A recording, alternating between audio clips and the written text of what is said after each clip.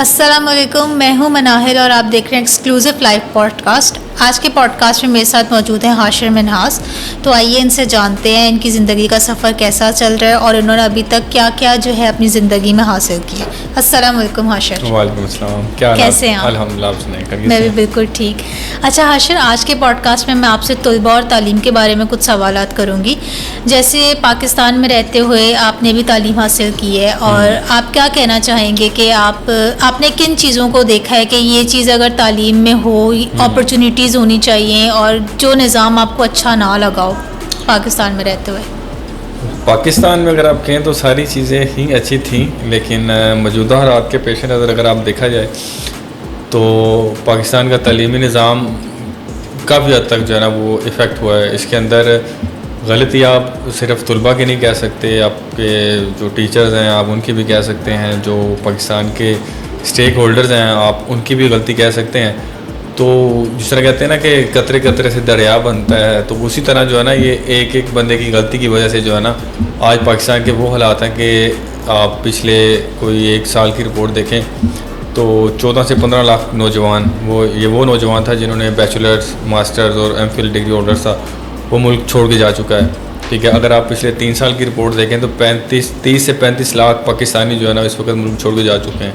इसकी major reason यही है कि पाकिस्तान के अंदर एक तो जस्टिस का निज़ाम नहीं है, तलीमी निज़ाम वो हैम नहीं है, जितने भी इदारे हैं वो काम जो उन्होंने ओरिजिनली जो करना है वो काम ही नहीं कर रहे। ठीक है, तो तलबा को इस वक्त डिप्रेशन का भी शिकार हैं। मतलब वो डिग्री करते हैं, उन्हें नहीं पता कि उन्होंने बाद में क्या करना है। जॉब्स नहीं है, बेरोज़गारी है। ठीक है, आप खुल के बोल नहीं सकते हो, मतलब ना सोशल मीडिया के ऊपर, ना किसी इदारे के ख़िलाफ़ कुछ बोल सकते हो। मतलब अगर कोई अच्छा कर रहा है या बुरा कर रहा है, आपने एक रिज़र्व हो के अपना जो है ना वो बयानिया देना है। तो आई थिंक सो ये जो है ना मेजर रीज़न हैं जिसकी बेस के ऊपर पाकिस्तान को जो है ना इस वक्त इन मुश्किलात का सामना है। आप इस चीज़ के बारे में क्या कहना चाहेंगे? जिस तरह आजकल पाकिस्तान में रहते हुए आप भी देख रहे हैं कि तालीम की अब वो अहमियत और वो कदर नहीं रही है। आप इतना टाइम लगा के पढ़ते हो, मेहनत करते हो, लेकिन इन दी एंड जब आप जॉब लेने के लिए जाते हो तो यही हर जगह कहा जाता है कि आजकल डिग्री की वैल्यू नहीं है। आप स्किल्स सीखो और स्किल्स की बेस पर अपना कमाओ और अपना जो है आप सिलसिला चलाओ। तो इस चीज़ के बारे में आप क्या कहना चाहेंगे? ये अच्छा क्वेश्चन है। इसके अंदर मेन जो चीज़ मैं आपको वादा कर दूं कि आने वाले 3, 4, 5 सालों के अंदर ये जो अभी काम हमें नज़र आ रहे हैं ये भी नहीं रहेंगे, क्योंकि एआई का दौर आ जाएगा। आप प्रैक्टिकली काम कर रहे हैं लेकिन थोरेटिकली आप बहुत अच्छे हैं, लेकिन प्रैक्टिकली आप ग्राउंड के अंदर आपकी वो वर्थ ही नहीं है।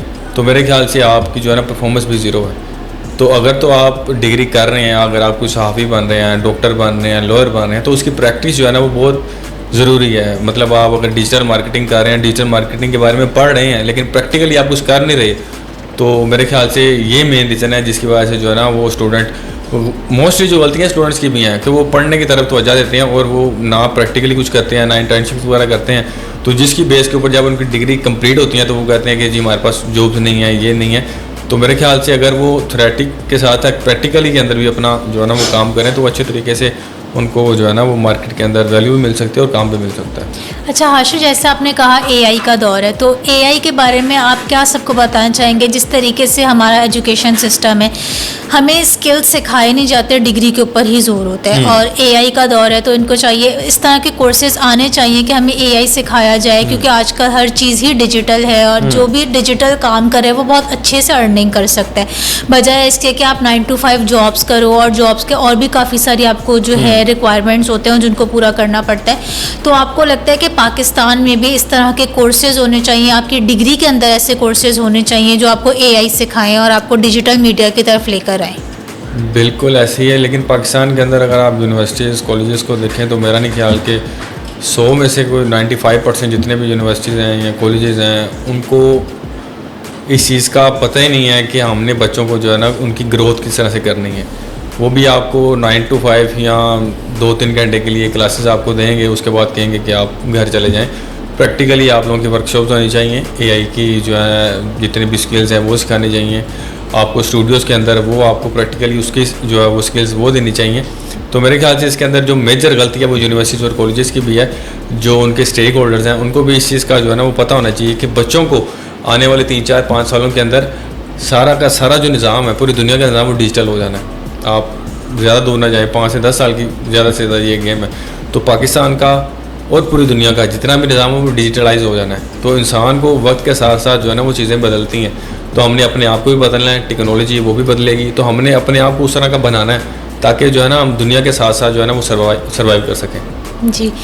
अच्छा हाशिर, अगर हम पाकिस्तान के एजुकेशन सिस्टम को अब्रॉड के एजुकेशन सिस्टम के साथ कंपेयर करें तो ऐसी कौन सी फैसिलिटीज़ हैं जो पाकिस्तान में लैग कर रही हैं और जिन फैसिलिटीज़ का होना ज़रूरी है पाकिस्तान में कि पाकिस्तान के भी जो स्टूडेंट्स हैं वो अच्छी एक तालीम हासिल कर सकें? अगर आप देखें इस नज़रिए से, अपने नज़रिए से, तो आप क्या चीज़ चाहेंगे कि अब्रॉड में जो फैसिलिटीज़ हैं वो पाकिस्तान में भी होनी चाहिए? पाकिस्तान, अगर आप यूरोप की तरफ जाएं, यूएसए की तरफ जाएं, कनाडा की तरफ जाएं, चाइना की तरफ जाएं, तो पाकिस्तान मेरे ख्याल से इनके से 50 साल पीछे है। उसकी रीज़न ये है कि वो उनकी जो बच्चों की ग्रोथ है वो बचपन से ही बच्चों को जो है ना वो प्रैक्टिकली बना देते हैं, ठीक है। और यहाँ पे जब हमारा बच्चा 18 साल का 20 साल का होता है तो उसको बाद में पता लगता है कि हाँ मैंने करना क्या है। मेजोरिटी जो हमारे स्टूडेंट्स हैं उनको तो डिग्री लेने के बाद भी नहीं पता लगता कि यार मैंने बनना क्या है। मैंने सहाबत की डिग्री ले लिया है, मैंने डॉक्टर की डिग्री ले लिया है, मैंने मतलब कोई भी डिग्री ले लिया है, तो लेकिन उसको उस डिग्री के अंदर उसकी कमांड ही नहीं होती है कि वो उसको ग्रिप करके जो है ना वो प्रैक्टिकली जो है ना फील्ड के अंदर कोई काम कर सके, ठीक है जी। तो सबसे पहले तो हमारे जितने भी तलीमी इदारे हैं इन लोगों को इस चीज़ पे फोकस देना चाहिए कि बच्चों को, जो मैंने आपको पहले भी कहा, थ्योरेटिकल के साथ प्रैक्टिकल जो है ना वो सिखाना वो बहुत ज़रूरी है, ठीक है ना। तो तभी जो है ना हमारे स्टूडेंट्स कामयाब भी हो सकेंगे और सर्वाइव भी कर सकेंगे। तो अगर आप तलीमी निज़ाम की बात करें यूरोप का, यूएसए का, कनाडा का, वो हमसे बहुत आगे है, वो एडवांस है। वो मतलब हमने जो एआई की क्लासेस बच्चों को अब देनी है, वो 5 साल बाद देनी है, वो उन्होंने 5 साल पहले से जो है ना अपने बच्चों को उस चीज़ के लिए रेडी किया हुआ है, प्रिपेयर किया हुआ है। तो इस वजह से जो है ना वो दुनिया से जो है ना 50 साल आगे हैं, क्योंकि वो फ्यूचर का सोचते हैं। हम लोग तो अभी प्रेजेंट में रह रहे हैं, हमने प्रेजेंट का भी नहीं सोचा, तो हम तो अभी अपने ना वो पास्ट के पीछे ही वो घूम रहे हैं और बच्चों को भी हमने उसी जो है ना वो चूरन के पीछे लगाया हुआ है। तो इसका सबसे बड़ा सुनी जो सबसे बड़ा जो फला है वो हमारे अंदर है ही है मिस जो है ना अंडरस्टैंडिंग और मिस इन्फॉर्मेशन। जो ओरिजिनल इन्फॉर्मेशन है वो हम तक पहुंचाई जाती ही नहीं है। बिल्कुल। अच्छा, तो हाशिर फिर आप उन स्टूडेंट्स को क्या कहना चाहेंगे जो बाहर जाके पढ़ना चाहते हैं, जिनका ये ख्वाब भी है और जिनको अपॉर्चुनिटी भी मिलती है, तो आप उनको क्या कहेंगे? जी बिल्कुल, अगर आप में से किसी को भी अपॉर्चुनिटी मिलती है आप ज़रूर जाएं बाहर पढ़ने के लिए। आपको मुख्तलिफ जो है कल्चर के वो लोग मिलेंगे, आपको बड़ा कुछ सीखने को मिलेगा। दुनिया के अंदर क्या हो रहा है, सबसे बड़ी ये चीज़, दुनिया के अंदर क्या हो रहा है, आप लोगों को इस चीज़ के ऊपर जो है ना वो कमांड भी आएगी। आपको पता भी लगेगा कि जो ओवरऑल दुनिया है उसके अंदर ट्रेंडिंग में अंदर क्या चीज़ है, टेक्नोलॉजी की साइड के ऊपर जा रही है। तो मेरे ख्याल से अगर किसी भी बच्चे को, आपको, मुझे या किसी को भी अपॉर्चुनिटी मिलती है तो उस अपॉर्चुनिटी को अच्छे तरीके से अवेल करना चाहिए।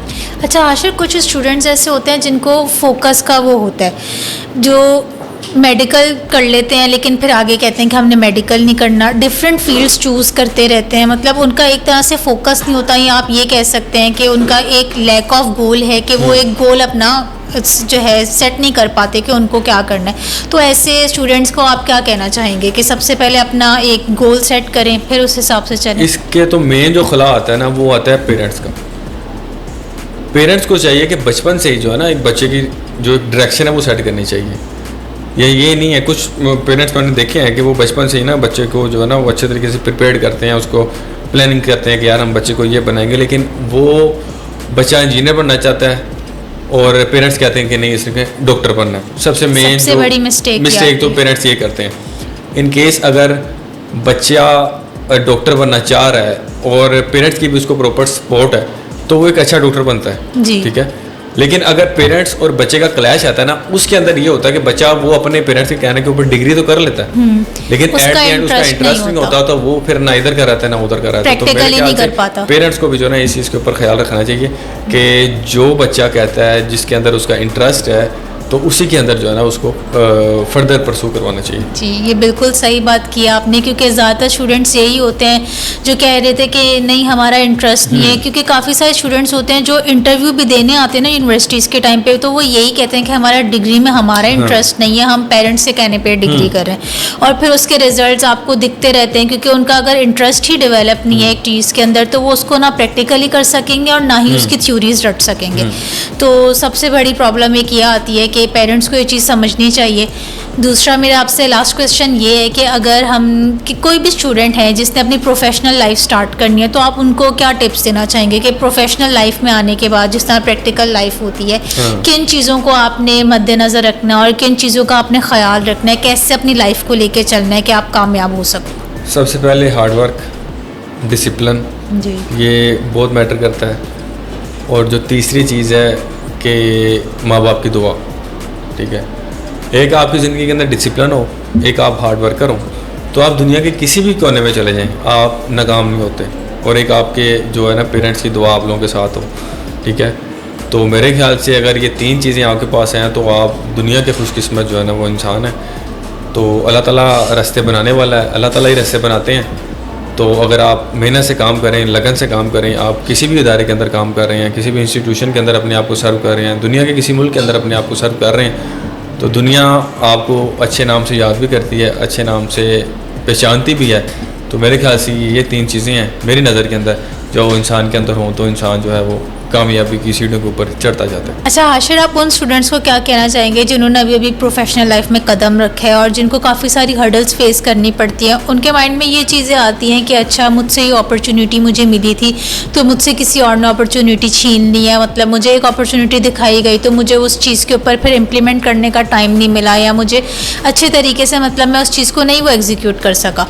तो आप उनको क्या कहना चाहेंगे कि ऐसा वाकई होता है कि एक दरवाज़ा बंद हो तो दूसरा दरवाज़ा खुल जाता है, और जिस तरह कहा जाता है कि everything happens for a reason, तो इस चीज़ के बारे में आप क्या कहेंगे? इसके अंदर 2-3 चीज़ें हैं। कोई एक रास्ता बंद होता है, अल्लाह ताला मज़ीद रास्ते खोलता है, तो इसमें भी कोई बेहतरी होती है। ये ज़रूरी नहीं है कि कोई आपका रास्ता बंद कर रहा है या कोई किसी के लिए हर्डल्स क्रिएट कर रहा है तो वो आपके लिए वाकई में कोई हर्डल हो। ठीक है, तो मेरे ख्याल से ये अगर आपने किसी जगह पे पहुंचना है तो आपने लेफ़्ट राइट नहीं देखना, आपने अपने काम को मद्देनज़र रखना है, स्ट्रेट अपने काम को मद्देनज़र रखना है, अपने काम के ऊपर फोकस करना है, हार्ड वर्किंग के साथ, मेहनत के साथ, डिसिप्लिन के साथ, लगन के साथ। जब आप लेफ़्ट और राइट देखते हैं ना तो देन आप लोग जो है ना वो ना राइट के रहते हैं ना लेफ़्ट के रहते हैं, जो आपका मेन फोकस और मेन जो काम होता है वो बीच में रह जाता है। तो मेरे ख्याल से जब जितनी बड़ी मंजिल होगी उसका सफ़र भी इतना जो है ना मज़ीद लंबा होगा। ठीक है ना, और उसके लिए मुश्किलात भी आपको उतनी जो है ना वो बर्दाश्त करनी पड़ेंगी। तो बड़ा आदमी ऐसे नहीं बना जाता, उसके लिए एक जो है ना वो एक स्टोरी होती है। आप किसी भी दुनिया के कोई जो बड़े नाम हैं आप उनको उठा कर देंगे, उनकी एक स्टोरी होगी, एक हिस्ट्री होगी उनकी। किसी ने कुछ मुश्किलात का सामना किया, अपना घर छोड़ना पड़ता है, अपने अजीज़ो कारब, ठीक है, बहुत सी कुर्बानियाँ देनी पड़ती हैं। तो बड़ा ऐसे नहीं बना जाता, बड़े कामों से बड़ा बना जाता है। और इसके लिए कोई आप मखसूस एज को भी जो है ना वो आप मद्देनज़र नहीं रख सकते हो। बुढ़ापा, जवानी डजेंट मैटर, आपका काम वो मैटर करता है। Thank you so much Hashir for this podcast. आज का पॉडकास्ट मैंने आपके साथ किया, मुझे बहुत अच्छा लगा। मैंने काफ़ी सारे सवालात आपसे पूछे और काफ़ी सारे चीज़ें मुझे सीखने को मिली आपसे। तो उम्मीद करती हूँ नाज़रीन आप लोगों को भी आज का पॉडकास्ट बहुत अच्छा लगा होगा और बहुत कुछ सीखने को मिला होगा। तब तक के लिए हमें दीजिए इजाज़त, मिलता है अगले पॉडकास्ट में। अल्लाह हाफ़िज़।